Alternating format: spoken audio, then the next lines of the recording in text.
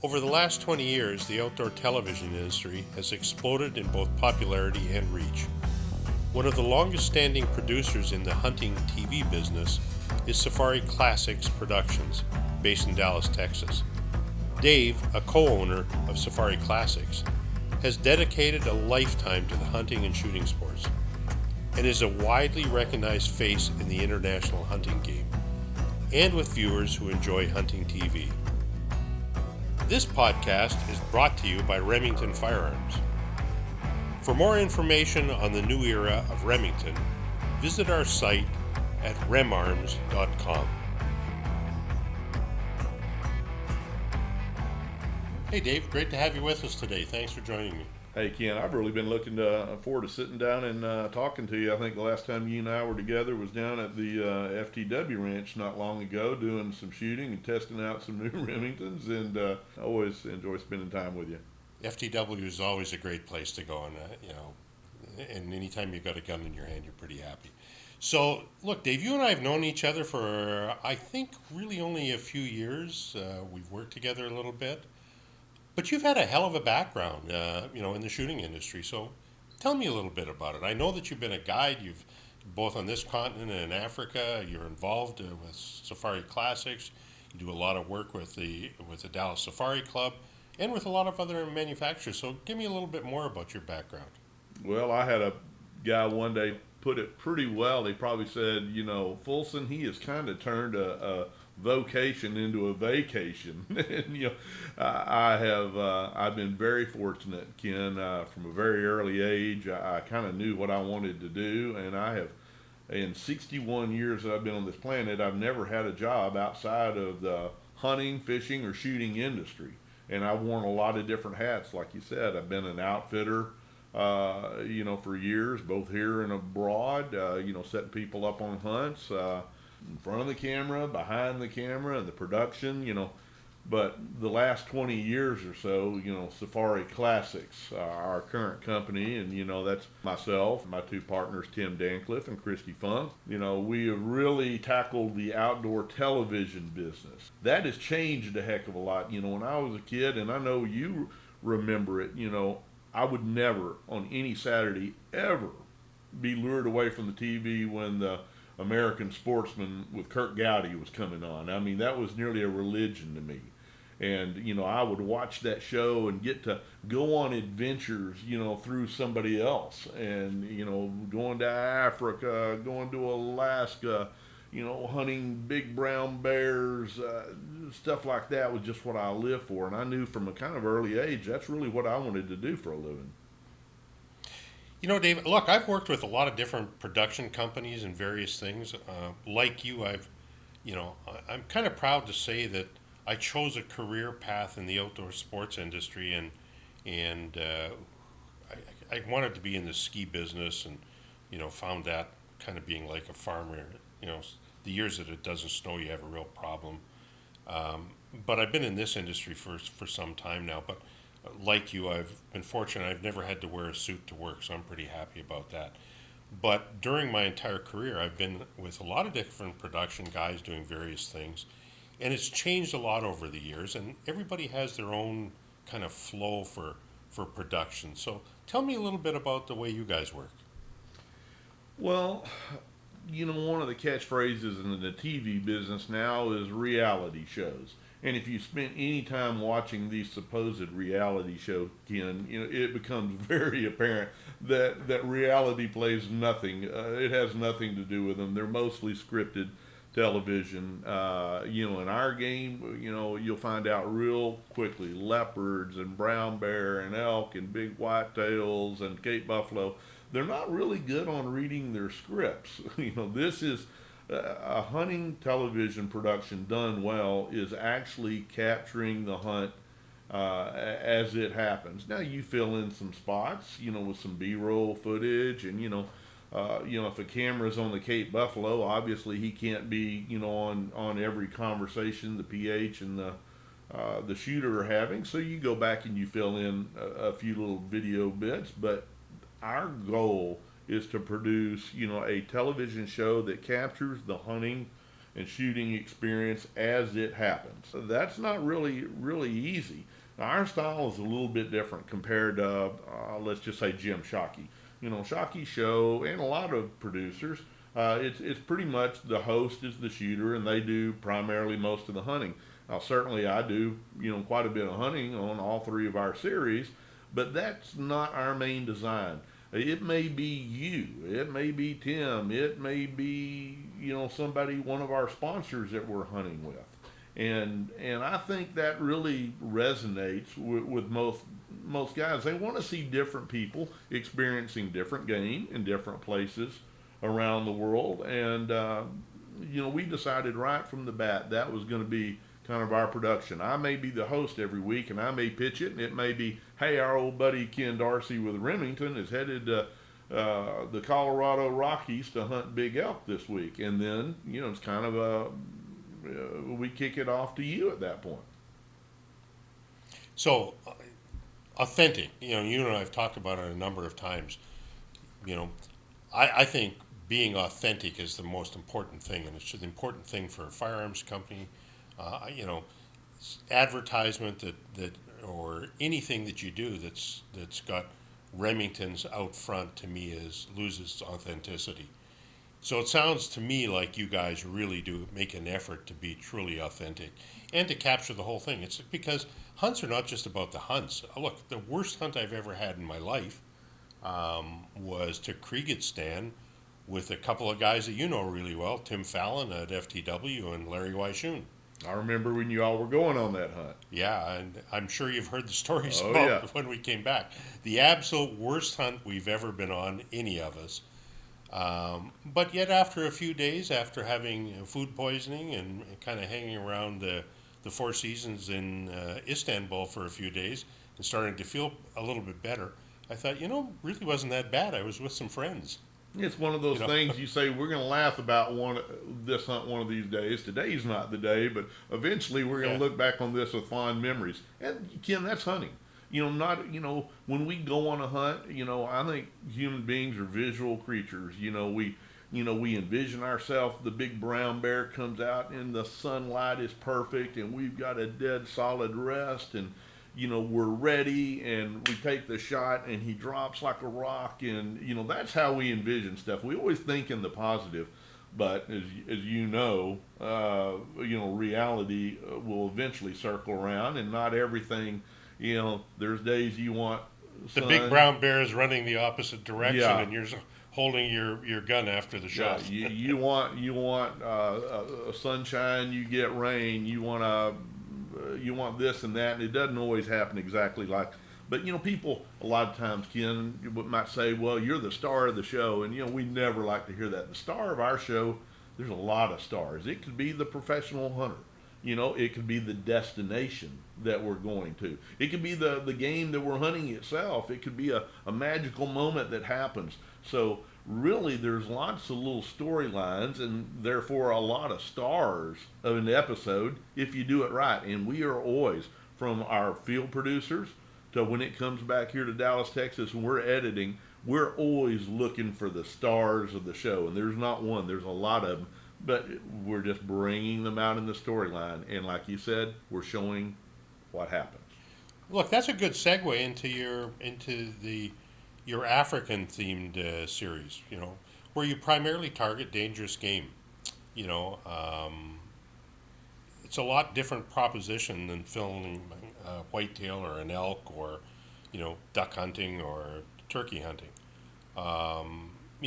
What are the realities of this type of production? What's the actual danger factor? Well, that depends on a lot of factors. That depends on the game you're hunting. Obviously it's going to be one of the dangerous game classifications, but a hunt for leopard, you'll never get charged by an unwounded leopard, but you may be charged by an unwounded elephant or a Cape buffalo. So a lot of it depends on the game, and even let's just say elephant. Elephant can be more dangerous in this bit of country than they are in this bit of country. Anybody can take a rifle and murder a bull elephant at 200 yards. A monkey can do it. The real essence of dangerous game hunting is getting in there close and really putting yourself in the danger zone. Now, look, I use an analogy, Ken, because I get asked this a lot. A rock climber, somebody that's a free climber, they're. Why would anybody ever Well, do that? well, That's a different story. I wonder that, and of course they ask me, why do you shoot? Why do you get within 10 yards of elephants? So I think depending on where you're standing, the other one's Yeah. crazy. But the rock climber, he is testing his skill literally against gravity. Now his goal when he wakes up in the morning is not to fall to his death any more than my goal is to be crushed by an elephant on the next elephant safari. But it is the difference knowing that you are putting your skill, your equipment, your preparation, and your knowledge all together in a situation where you're going to have to call on any or all of those to keep you alive. Let me tell you, it's a sobering thing when a bull elephant is at 10 yards inbound and you have an opportunity to push a bullet about the size of the tip of your index finger through 2 foot of skull into his brain, and if you don't make that shot, your life is going to be over.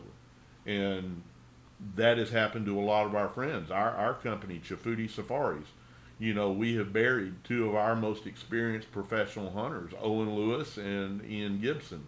One was killed by a Cape buffalo while guiding, and Ian was killed by a buffalo. And when you carry By a buffalo? I'm sorry, by an elephant. By an elephant. And when you carry 2 of the most experienced hunters on the continent of Africa back out of the bush, let me tell you, it can happen to any of us. I tell people, it can happen every time you unzip the tent in Africa on dangerous game. We never know when today is going to be the day you get a charge and you have to deal with it, or you get into a dangerous situation. So the answer is real. I'm proud to serve on the board of directors for the DSC Frontline Foundation. And we established the Frontline Foundation. What it is, it's a financial fund that is in place for guides, outfitters, professional hunters, and now we're even including anti-poaching personnel, wherever they may be in the world, that are killed or wounded and incapacitated in their role of providing professional services. And, it's one of my great honors of my life to serve on that board, but it is also a sobering job because over the last 6 or 7 years since the inception, we again and again and again are called on to write checks. Sometimes it's to plan a funeral or to help the family. Sometimes it's hospitalization, immediate, emergency medical bills are piling up. Sometimes, and it didn't always be an animal. It could be, we had a fella, Coke Wallace in Alaska, was nearly killed by his pack string. And Coke lost a whole season of hunting, so we were there to financially, give him some relief. It's not a cradle to the grave program, but it is, there's nothing that I do on this planet that feels better than working with the Frontline.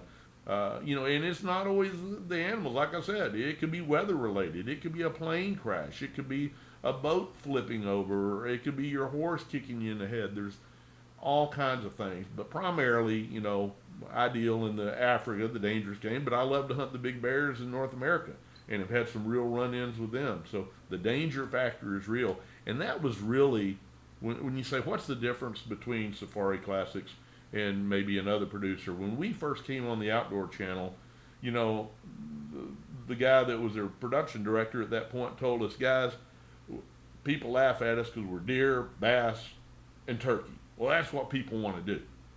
And he said, I'm going to tell you something. Nobody, is going to watch something that they can't personally do.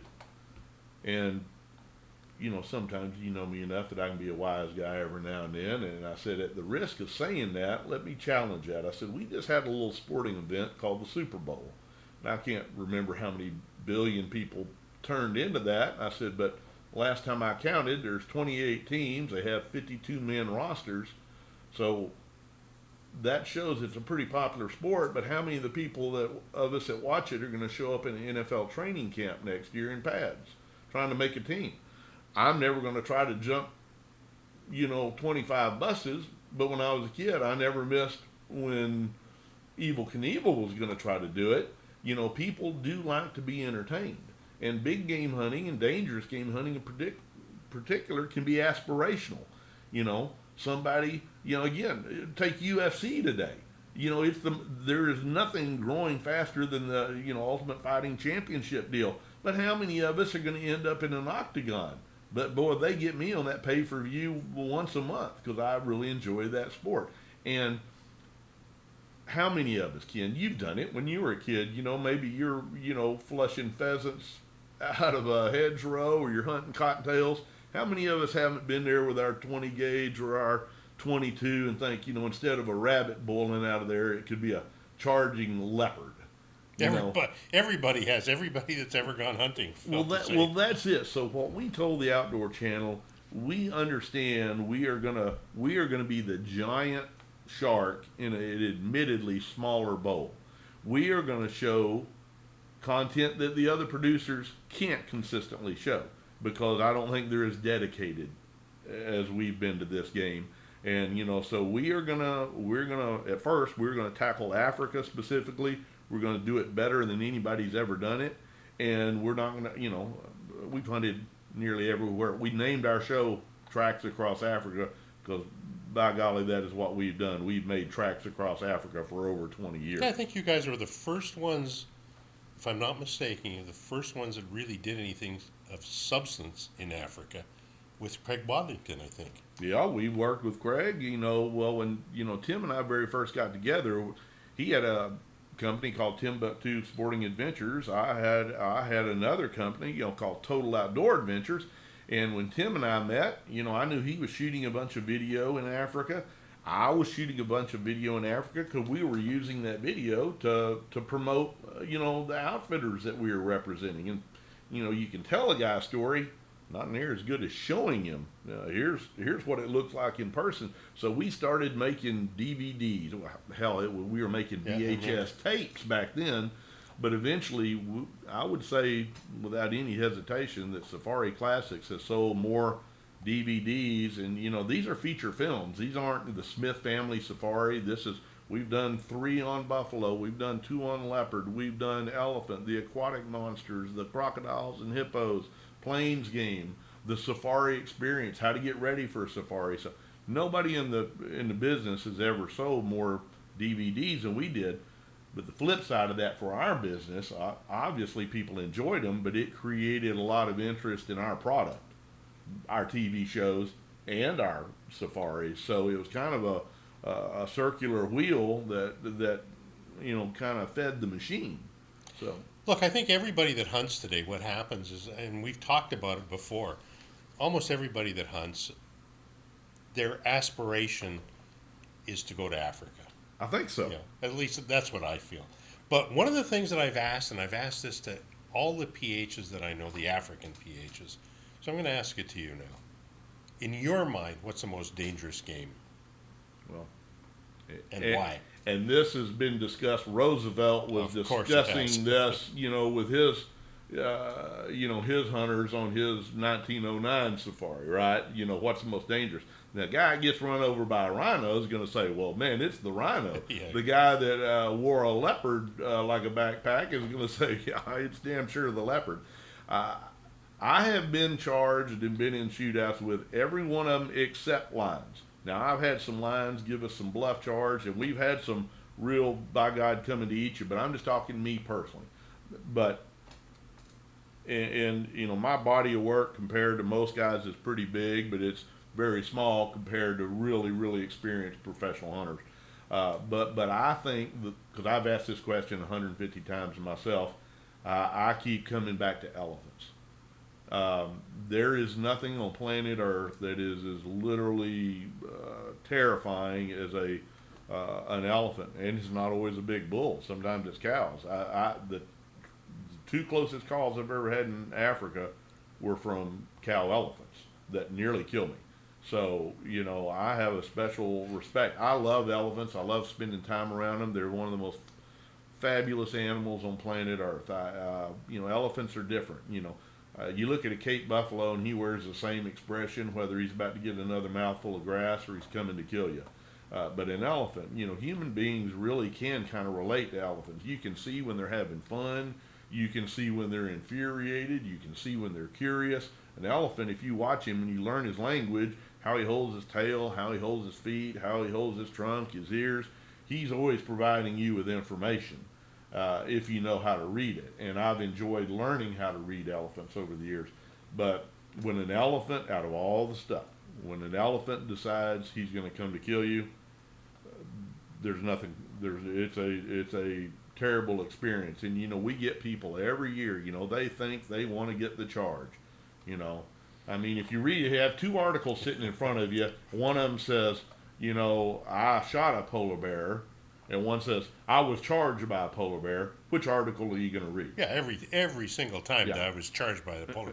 And frankly, as a hunter, I don't want to be charged. Well, you're in the minority, unfortunately, because we get so many hunters, that the first Cape buffalo they see, that he doesn't just come in a flat-out effort to kill them. They shoot him and he runs off, and 75 yards later he piles up and balls and dies, and they think they've been cheated out of the experience. That is until you get a real honest-to-God charge, and then, depending on who you are, you're trying not to go behind a stump and throw up, because let me tell you, once you've really been in a real it's him or me charge, you don't want to experience that again. Look, Dave, you know that I race cars, and everybody that's with the experience I've got racing has had a crash. Mm-hmm. And the spectators come to watch the crashes. The drivers, we never want to be in a crash. Sure. It's like charging animals. I never want to be charged. But you know that. But I know it can happen. Every time you get behind the wheel, that it can happen. Today could be the day. Yeah, exactly, and has been. And every time I go hunting, I can get charged. Yeah. It's not something that I want, but I promise you, if we're ever out with, elephant hunting, the last thing I want is that elephant to come after me. But look, it goes back though a little bit to what I was saying about what do you think is the most dangerous? Because, I've got a couple of fairly good friends that are PHs in Africa, and one of them, actually both of them, are pretty adamant that lions are in their mind the most dangerous, and they say that because the lion is so singularly minded. If it's going to kill you, there is nothing that will stop that. Well, lions, you're exactly right. Lions they're big, they're fast. They don't like to be pushed. If they have a bullet in their guts or something, when you push a lion, it's not if, it's when he comes. He's going to come. And unlike a leopard, now more PHs wear scars from leopards than all the other stuff put together, and that's there's a lot of leopards hunted. The speed of a leopard, I'm not even gonna waste time trying to describe it, but it's like they're shot out of a cannon. But he may jump on you, and then he may jump on the cameraman, then he may jump on one of the trackers, and then he races off into the bush. Once the lion has picked somebody, and it could be, he doesn't know who shot him. All of a sudden he sees people there, and he says, here's my problem. But if he gets on top of you, I can run up behind him and tie his tail into a knot, and he's still going to work on you. Once the lion gets fixed on his target, he will spend his life trying to take you. And that's just a fact. So I have not been hunting lions, and don't know that I will or won't, but that's what I've heard. So, well, I videoed a bunch of lions, and like I said, that's the only one that hadn't tried to bite me yet. Now, I've still been very scared by lions. I've run into lions at night. I remember one time I walked around a big ant heap. We been tracking buffalo, and we were going to take a little break, and I literally walked behind an ant hill and threw my pack down. When I did, a cloud of dust exploded. There were two lionesses right there resting in the same ant hill just on the other side of it, and it took about 30 minutes for my heart rate to come down to normal. But I would probably, here's how I would rate them. I would rate, of Africa's dangerous stuff, elephant number 1. I would rate lion number 2. I would rate the buffalo number 3. Now, there's lots and lots of run-ins with buffalo, but the reason is there's more people that hunt buffalo by 20 than all the rest of them. So therefore math says you're going to have more run-ins with buffaloes, and then the leopard would be last. But most charges, with the exception of elephants, sometimes are the result of a mistake has been made. Whether you've blundered into them, you've surprised them, and they have that fight or flight barrier that if you're within inside that deal, they may. With the exception of leopard, though. Yeah, leopard. Look, there's been man-eating leopards. I'm not talking about a man-eater that wants to use you for food. I'm just talking about a charge from an unwounded leopard. It just doesn't. Yeah, no. That's what I was getting from an unwounded. But one, wounded a leopard. wounded leopard is going to come after you. My friend, they are fury personified, and they're coming after you. And they are. Now, I've been mixed up in some, and good Lord knows we have videoed a lot of leopard charges because we hunt a lot of leopards on our shows. So where do you think the North American bear falls in that line of dangerous game? Well, I love hunting big bears. And when I was a child, I dreamed about hunting big bears and read everything. If an Outdoor Life or Sports Afield show up and there was a bear on the cover, man, I would tear through that thing to find that bear hunting article. Yeah, big bears under the right or wrong circumstance can be a terrible adversary. I mean, they're big, they're fast, they have the teeth, the claws. I mean, they have everything they need to sort out a small human being in a very short amount of time. And a poorly placed shot, doesn't do any damage to them. Yeah, well, they are a tank. They can be, a big bear can take a lot of lead if shot incorrectly. But it's like anything else. 99% of the bears that you run across, they don't want to tangle with you. They realize the threat of human beings, and bears are generally happy if they have a path to get out of your way and go about their day, they'll do that. But I tell you, I've watched bears a lot. I've spent a ton of time watching bears. Bears are a lot like men. Some of them are fighters, and I mean some of them are scrappers. And you look at an old bear, and boy, you see he's tore and bit and ears. Well, that guy's a scrapper. Some bears are pacifists. They would rather not mix. Even they may be bigger than a bear that's right down the creek fishing, but they're not going to go challenge him for that fishing deal. A bear could be, in rut. They're just like a whitetail. They get aggressive when they're, chasing sows. They can get very possessive over a kill. You run into a big bear that's guarding a moose kill or a fishing hole, and they can be very, very aggressive by nature. Yeah, I grew up in the Canadian Rockies, so I know a hell of a lot about bears. There was bears all around us all the time, and you learn a lot about them. You learn to respect them, and people will say, hey, that's just a little black bear. A little black bear can be just as mean as a big brown bear. Well, I think in the last 10 years, I was reading something not long ago, there's been more deaths by black bears in the last 10 years by grizzlies or browns combined. So, yeah, look, as I said, there's more of them, but for some odd reason, I've never figured this one out. I grew up in the Canadian Rockies. People would come up there to see the mountain, see the game, etc. And there'd be lines up of cars, a lineup of cars, waiting to feed by hand some sort of game that was there, whether it be mountain goats, whether it be bears, whatever it was, and without even a thought that they're wild animals. Well, yeah, Disney has done a great job of conditioning the mind of soft-minded Americans that starting with Bambi and all the way through all this nonsense they produce. I mean, wild animals are just that. They're wild animals. They got to be treated. You corner a field mouse and he'll come out fighting eventually. Respect them. So, look, you did ask a question about how the industry's changed. We talked about. So, what are some of the past or current issues that you'd love to see clean up in the TV hunting industry?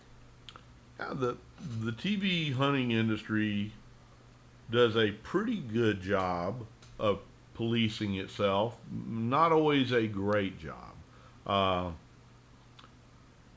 I see a lot of different producers that are in it for the wrong reasons. I see people that they will bankrupt themselves financially to get their own hunting show if somebody will give them some free gear, or they can be recognized at an airport or a camp. I'm a capitalist. I chose a profession that I'm passionate about, but it is a profession, and that's. I don't like. We've got a crop of people that want to be full-time celebrities, and it is more a look at me, me, me, me, me. Watch me, listen to what I say and how I do it, and it's. I don't think people really. I don't enjoy that as a viewer when I watch another deal. It's less about the episode and more about the star. I'm really not a fan of that.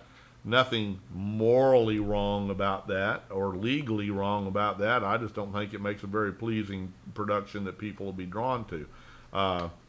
Unfortunately, we have seen some instances because there is a ton of pressure in this business. I mean, you are hiring cameramen, you're buying permits, you're buying expensive hunts that you're going on, and there is certainly pressure to come back with the goods.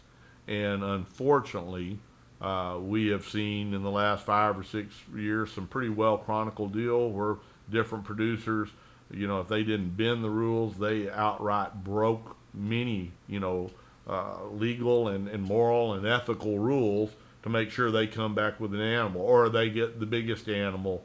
And the industry does a pretty good job about policing that when we find out about it. But I mean, I'm talking some big names, and there's some big names that got away with it to a degree when some of the little guys got canned. I don't think there's much fairness in that. But I think if you get into this business, I say if you want to make a small fortune in the hunting business, come in with a big fortune. With a big fortune. Because it is, there's not many of us going to be on the Fortune 500 doing what we do. But it's a good living. We are blessed with unbelievable sponsors that believe in our product and us, and financially we have created a model that works for us. But don't get into it thinking you're going to be able to hunt the world for free, and people are just going to be throwing expensive equipment. You mean you actually have to work at it? Yeah, you actually have to do. It's kind of back-breaking work, to tell you the truth. Cameron hasn't figured that out yet. No. Yeah, we talked about our success. The real success of Safari Classics is our employees, and we, from our cameramen to our, field producers. I don't call our guys cameramen. Our guys truly are field producers. I mean, they're like having me there without me being there. They know how to. They do a lot more than just drive the camera, I can promise you. But we got the greatest group of people that work with and for us that we could ever have, and. They're pros, and like I said, get into this business. If you want to get into it for the right reasons. Be passionate about it. Be proud that you can put your name on it, and at the end of the day, you're proud for a mixed group of people, hunters and non-hunters alike, to sit down and watch it. I don't ever back off from showing that the kill is a reasonable conclusion to a hunt. I don't ever back off from that. I fight it. Look, that's reality. Yeah, well, it's like if you're a PGA guy watching, they allow you to watch the drive, the 4-iron, the 7-iron of the green, but they don't show the putt. It wouldn't be a reasonable conclusion to that round of golf, and neither is not showing kill shots. But I don't like the glorification. I don't particularly look. I like real emotion.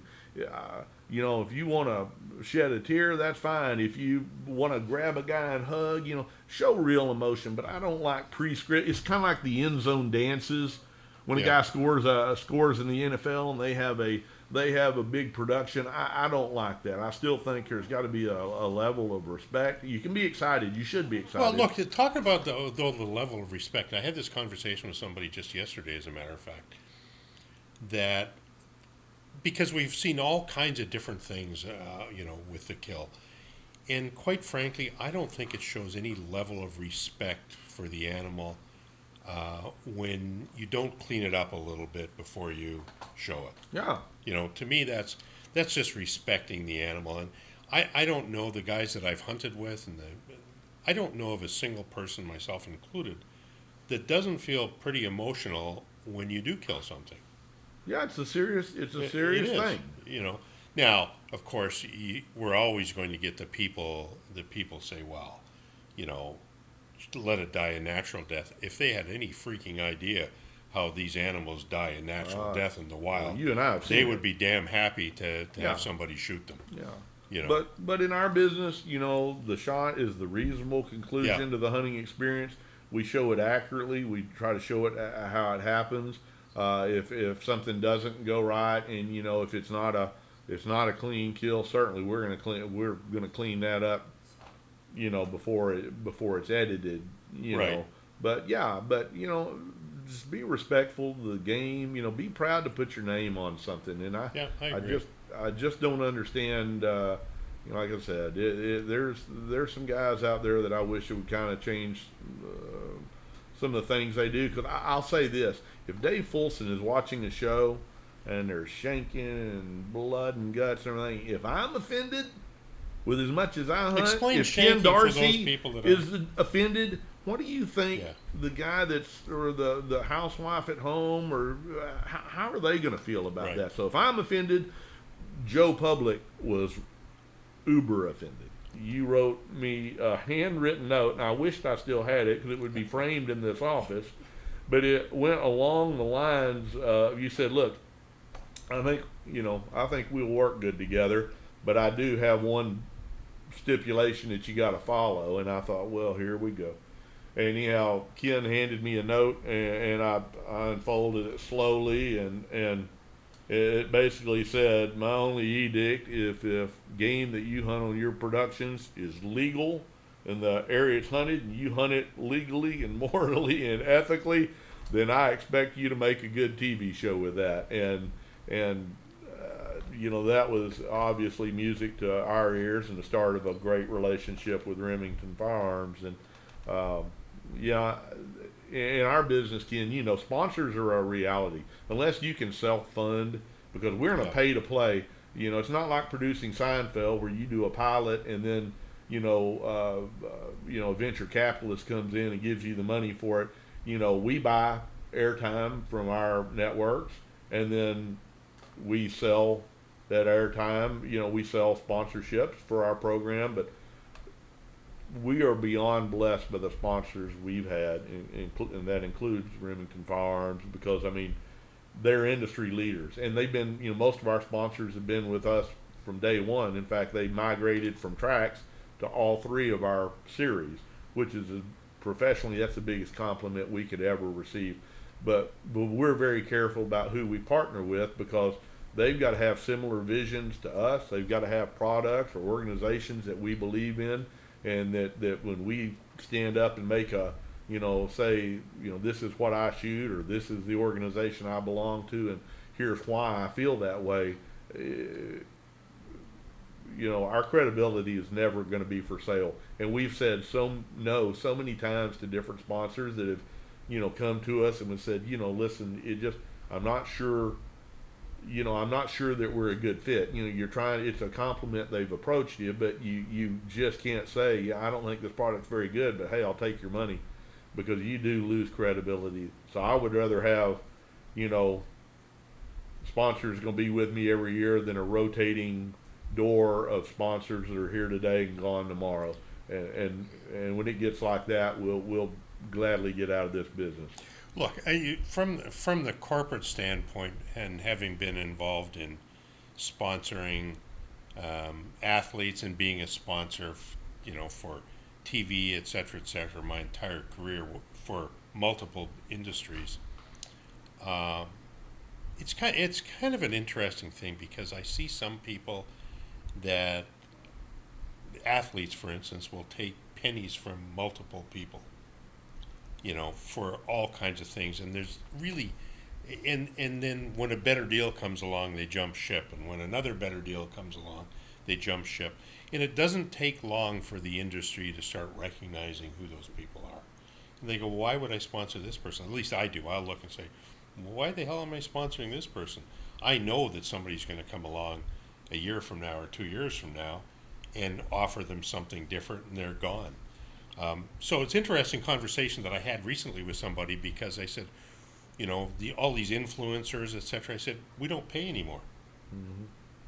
If you want to use our product, and you give me a good reason that we should maybe be involved with you, I'll consider loaning you a product, but I'm not paying you. One of the things that I happen to think is I think that people, when somebody is being paid to use a product, everybody gets to know it, and they say that's the only reason they're talking about that product because they're getting money. I don't want to fall in that. You and I wrestle on this every now and then. You know, my comeback to that is if you have a credible, well, let's take us. Let's not find another example. Let's talk Safari Classics. But no, just a second, man. You're providing me a service, and I'm happy to pay you from a sponsorship program to provide that service. It becomes different when somebody is an influencer. Yeah. Oh, and yeah. now they want. Yeah. I'm not. I'm not a fan of the influencer. Yeah, because what our relationship is, you build a great product that everybody in our company has shot Remington products on and off since childhood. So you build a great product. We believe in that product, and we can not only say we do, every week we show we do, by showing the successful, whether it's on a duck hunt in Arkansas with a V3, or tackling bull elk out in Utah with a 700, and when people, I think when you meld those two together, you say these are people that probably got choices. They obviously are shooting this. This is what they do for a living, and each week we get to see them successfully use this product, whether it's a scope, a rifle, a bullet, whatever it may be. So that's the relation. That's the good relationship between a sponsor and a producer. But there's a difference. There's a difference between a sponsor, or in my case, a corporation, and somebody that's sponsoring not people like you, but sponsoring an athlete to use something. So are you telling me that there's not a new 870 headed to all the Kardashians in the near future? Over my dead body, But however, if Kim Kardashian would like to use one, I'm happy to loan it to her. You can hook her up, huh? Yeah. Okay. Exactly. Hold your breath on that. Hey, look, just to wrap up, Dave, you've spent your entire career, I should say your entire life and career, dedicated to production, dedicated to hunting, guiding, etc. Any great advice for somebody that wants to get into that industry? Yeah, we've touched on it a little bit. I think in general, most people in this industry have had somebody help them. I know Dave Fulson has had so many people. I wouldn't be anywhere close to where I'm at today without some mentors that I followed a path that I had seen them succeed in, and I've been given a lot of advice, and most of it's been really, really good advice. And I think most guys in this industry, and it happens all the time here, we get people all the time call us and saying, I'm thinking about starting a new show. Maybe a hunting show for women, or it's a family hunting show. We really do give them honest feedback, and if it's positive, it'll be positive. If they say we're going to do a deal for this, I say, well, you're not inventing plutonium there. I mean, there's 20 other people doing kind of exactly why are you going to do it better? But Ken, the advice, do it because it's a passion. Do it for that reason far more than you're going to get rich or get a bunch of free hunts or personally recognized at a SHOT Show or something like that. Don't do it until you are really ready to put your personal name on it and say, I stand behind everything that you're going to see or hear on this show.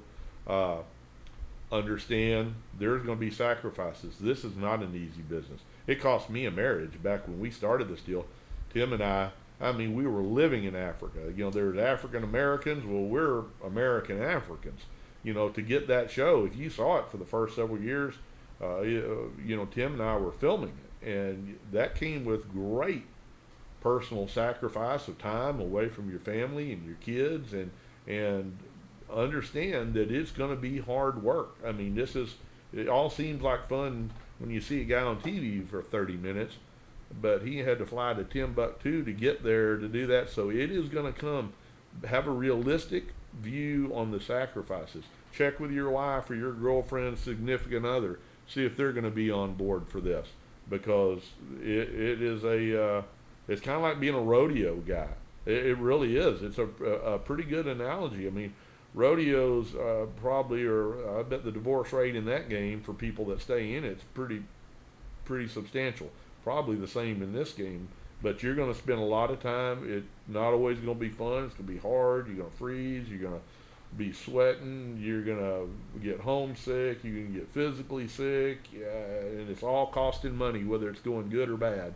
So make passion your number one consideration. Can I be passionate about this, and realistically look at it, and if you can be passionate about it, then you'll be successful. Look, Dave, I think that's the case with everything, and I tell my own staff on a regular basis that if you haven't got the passion for your business, look someplace else. It doesn't matter what business is. I think that's successful, smart business, and and also what it does over and above everything, it means you're never going to work. You're always going to do something you like to do. Yeah. But even knowing there's going to be there'll be bumps in that road. Oh, always. No job is perfect. Nope. I mean, you eventually, you're eventually going to have a problem. You're going to have to deal with at Remington. Well, look, I went through a big problem already. We already know that. No, I'm just saying, no matter what you're doing, I don't care what you're doing, there'll be times where you'll question it. But if you have a true internal passion for it, that will overcome that'll help you overcome all your hardships. And I think everybody here, I think that's how we look at it. I know that's how you look at it at Remington, and I think that's why we got a pretty bright future individually and together. Dave, thanks for spending time with me today. I think it was great. Always enjoyed. Plus, I learned a lot about you. Well, I'm that glad, I'll use against you. Yeah, well, it's been used against me before, but no, Ken, thanks for the platform. I think this is going to be. I think this podcast is going to be a fabulous thing for Remington and for you. And I think it's just going to give you a chance to just dissect some of the issues and some of the most fascinating people in our industry. And I'll promise you, I hope you'll have me on again, and I'll be a regular listener. I promise. Look, I think it'll be really. I thought about it. I think it'll be a lot of fun because, like all industries, people want to know what kind of about the industry. Outside people, they want to know about the industry. So Agree. So we'll get some pretty good people on the show, and I think we'll have a lot of fun. Not like a doubt. just today, it's fun. Yeah. I've had a good time. Yeah, I appreciate you having me on.